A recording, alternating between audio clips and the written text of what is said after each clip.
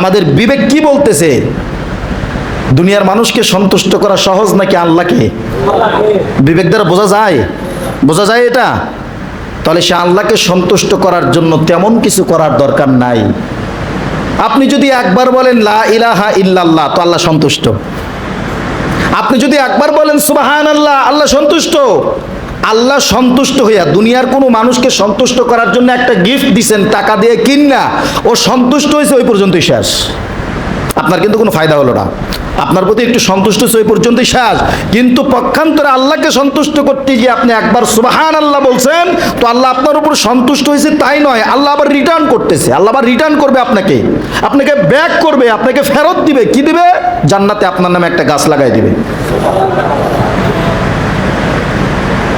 খালি সন্তুষ্ট করাই সহজ তাই নয়, সন্তুষ্টির বিনিময়ে আল্লাহকে সন্তুষ্টি করতে গিয়া সেটার বেনিফিট হিসাবে আল্লাহ পাক আমাকে যা দিচ্ছেন সেটা অনাদি অনন্তকালের জন্য চিরন্তন, শেষ হবে না কখনো, অবিনশ্বর জিন্দেগিতে কাজে লাগবে। সুবহানাল্লাহ। প্রিয় ভাইরা আমার, তাহলে অবশ্যই আমরা আমাদের বিবেককে কাজে লাগিয়ে চেষ্টা করব আল্লাহর সন্তুষ্টি অর্জন করার জন্য, পাশাপাশি আল্লাহকে ভয় করার জন্য। কি করার জন্য? আল্লাহকে ভয় করার জন্য। ভয়টা কেমনে করার দরকার এটা কি জানেন? কেমনে আল্লাহকে ভয় করব? এ ব্যাপারে ছোট্ট একটা ওয়াকিয়া ওমরে ফারুক রাদিয়াল্লাহু তাআলা আনহু।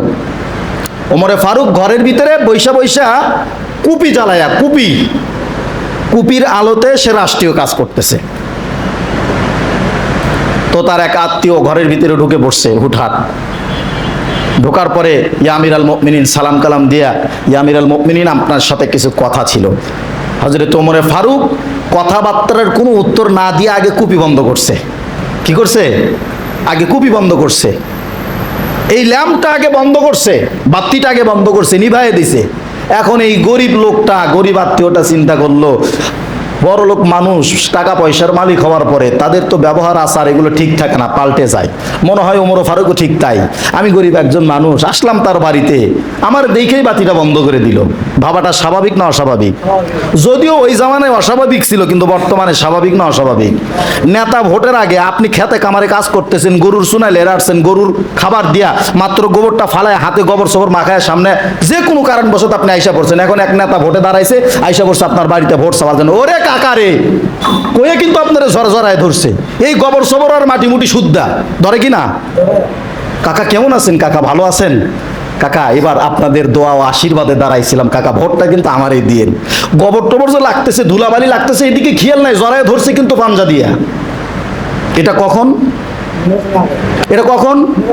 আরে মেয়ে কথা কন না, কখন? এটা নির্বাচনের আগের দৃশ্য এটা। আবার ওই যে 25 তারিখে ভোট, নির্বাচন হয়ে গেছে, নেতা আমার পাশ করছে। এবার আপনি নেতারে খোঁজেন। আগামী 5 বছর আপনার জুতা কয়েক জোড়া লাগবে, এই জুতা ক্ষয় করবেন, তারপর আপনার নেতার একদিন দেখা পাবেন। তারপরে নেতা অন্যদিকে চায় কথা কইব, আপনার দিকে চায় না। আর নির্বাচনের আগে নেতা আপনার গোবর শুদ্ধ চাইপা ধরছে। এটা ওই জামানায় অস্বাভাবিক হইলেও বর্তমান জামানায় এটা কি স্বাভাবিক একটা বিষয়। বর্তমান এই কথাগুলো বলতে গেলে আফসোস লাগে, কলিজায় দাগ কাটে। আমাদের বাংলাদেশের চিত্র এটা শরমও লাগে বলতে। কতটা স্বার্থপর মানুষ আর অনবিচার মানুষ, বিবেকহীন মানুষ হলে এ সকল কাজ করতে পারে। গরিব মানুষের টাকা পয়সা খাইয়া নিজের নামে কিভাবে পকেট বড় করবে, ব্যাংক বড় করবে, নিজের ব্যালেন্স বাড়াবে, এই ধান্দায় আমাদের নেতা নেত্রীরা। আশ্চর্য লাগে। মেম্বার সাহেব তার নিজের বইয়ের নামে বিধবা কার্ড বানায়। বোঝেন নাই কথাটা? গ্রামের মেম্বাররা দেখছি আমি নিজের বইয়ের নামে কি কার্ড বানায়? কেরা বানায়? মেম্বার হ্যাঁ নিজে। তাহলে কি হ্যাঁ মরে গেছে না বাইসে রয়েছে? বইয়ের নামে যদি বিধবা কার্ড বানায়, তাহলে হ্যাঁ মরে গেছে না পয়সা আছে? কয় কেজি চাইলের লেগে বিধবা কার্ড বানাইছে বইয়ের নামে। বাস্তব কথা বলতেছি, অবাস্তব না।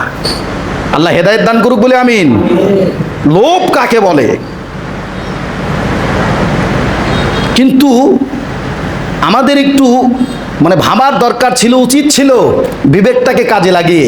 আল্লাহ পাক যে চেয়ারটা আমাকে দান করছে, এটা জনগণের সেবার জন্য। যে সেবা করে গেছেন আমিরুল মুমিনিন হযরত ওমরে ফারুক, ওমরে ফারুক তার ঘরের ভিতরে আত্মীয় আসছে, সে আর দেরি করে নাই। যখন বলছি আমিরাল মুমিনিন আপনার সাথে কিছু কথা আছিল, আমি একটু কথা বলতে চাই। হ্যাঁ কথা বলতে চাও? কথার উত্তর দেওয়ার আগে লাইট বন্ধ করছে, বাতি নিভায়ে দিছে। আর গরিব লোকটা মনে করতেছে বড় লোক হয়ে গেছে, টাকা পয়সার মালিক হয়ে গেছে, এখন রাষ্ট্রপতি, এখন সে হয়তো বা তার দাম বাইরে গেছে, এখন সেই জন্য আমাকে দেখা, গরিব মানুষ আমি, গরিব মানুষ যদি ধনীর বাড়িতে যায়, ধনী কি খুশি হয়? কারণ ধনী মানুষ চিন্তাই করে গরিব যখন আমার বাড়িতে আসছে তাহলে কিছু নেওয়ার জন্য আসছে। পক্ষান্তরে উল্টা বিষয়, যদি কোনো ধনী মানুষ গরিবের বাড়িতে যায়, তাহলে ধনী এই গরিব মানুষটা খুশি হয় না বেজার হয়? গরিব খুব খুশি হয়। কোথায় বসতে দিবে, চেয়ারে নাকি সোফাতে নাকি